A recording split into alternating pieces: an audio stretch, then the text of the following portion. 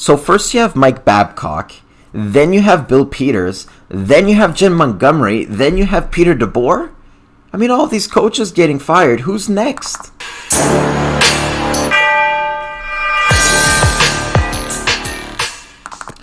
Alright, ladies and gentlemen, so my name is Matt. Welcome to the Sin Bin. I just wanted to take today to talk about the coaches in the NHL being fired. Mike Babcock, I talked about his situation ad nauseum. I didn't really talk about Bill Peters, but I don't think it bears conversation. I'm hard-pressed to find someone defending Bill Peters for what he did and for what he said. But as of today, I recently learned about the firing of Peter DeBoer. A few days ago, the Dallas Stars decided to also fire Jim Montgomery. That took me by huge surprise, to be honest. First of all, when we look at the coaches firing in the past few weeks, Mike Babcock and Bill Peters, when we look at them, they were treating the players wrong. That's why they were fired. Whether you agree with what they did or not, the reason they got fired is, well, you can also blame how the team was playing, but also how they were treating the players. Babcock made Mitch Marner write a list, putting a lot of pressure on the young kid. That wasn't so cool. And also Bill Peters, he did whatever Bill Peters did. I don't think it bears repeating. Like I said, I'm hard to press to find anyone defending him. Now, when we look at these two situations, I don't think it's as clear-cut as to the reason if they were abusing the players in any way. Now, I'm going to start with Peter DeBoer here, okay? So, the San Jose Sharks decided to fire Peter DeBoer. When we look at this, I can't say it's a situation of he was mistreating the players. When we look at the Peter DeBoer firing, the team wasn't performing. The team was not performing. He wasn't mean to the players in any way. I'm pretty sure the players liked him. But when you look at the San Jose Sharks record, which I have here as a matter of fact, they currently sit third to last in the Pacific Division. Even the Calgary Flames in the last few weeks, ever since firing Bill Peters, they just leapfrogged all the way up to the third position. Milan Lucic's 3 goals in 4 games. But anyway, as if the San Jose Sharks, we are expecting a lot from them. They made it to the Western Conference Final. They're obviously a team with Erik Karlsson, Brent Burns, Joe Thornton, Patrick Marleau offering great veteran support. There's also guys like Logan Couture, one of the most underrated players in the NHL. And they also have some depth scoring provided from Thomas Hertl and Timo Meier. There is no reason why they should be sitting third to last in front of the Anaheim Ducks and the Kings. Wow, California, not doing too well. They currently dipped below 500. As you can see, 33 game played. They have 15 wins, 16 losses, and 2 overtime losses. So it bears no repeating. When we're talking about Peter DeBoer, it's really a situation of the team wasn't playing well. I think he was with the team for a little bit over 4 seasons, and he kind of wore out his run as far as it goes. Now, that's out of the way. Pretty clear cut. I don't think it's controversial. Let's move on to the other firing that happened in the NHL, and this one involves the Dallas Stars. And for me, I think this one is a little tiny dash more controversial. Why? If you look at the Dallas Stars, they started the season horribly.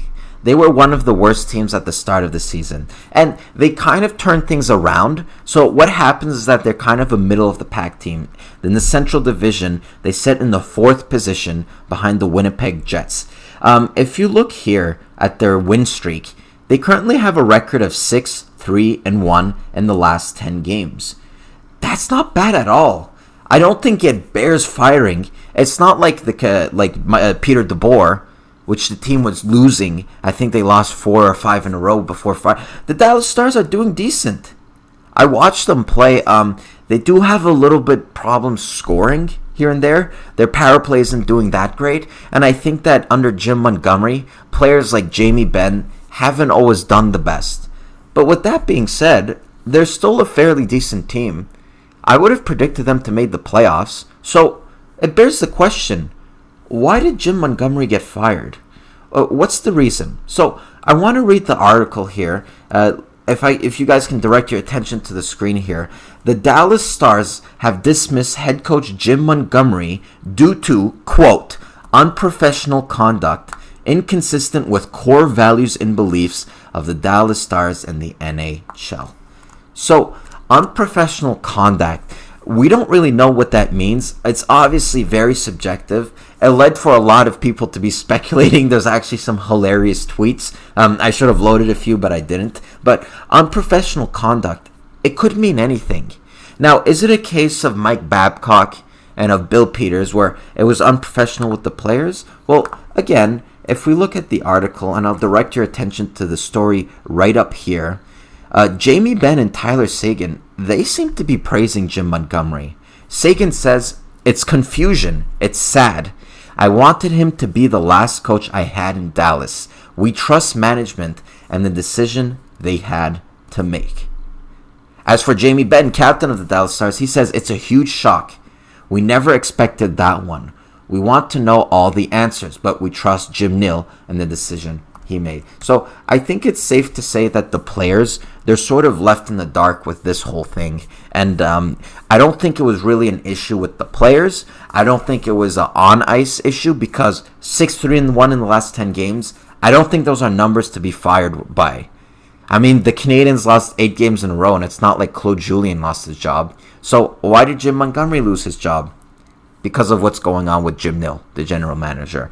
Something is going on behind closed doors. I think Jim Nill later clarified it's nothing illegal. It's nothing like that. They probably got into some discussion. My hypothesis is that Montgomery fucked Jim Nill's wife. I know it's a long shot, but that's just my personal opinion. Let me know if you guys agree, and let me know if you guys like this video. If you did, make sure to drop a like below. And as per usual, make sure to subscribe to the Sin Bin for more great hockey content. Friday, it's going to be our live show where we cover the whole NHL and we talk about every story. So I hope you guys can join us Friday, 9 p.m. Eastern Standard Time. You guys can pop up in the live chat, ask some questions, and let's talk about hockey. So with that being said, my name is Matt. Keep your stick on the ice.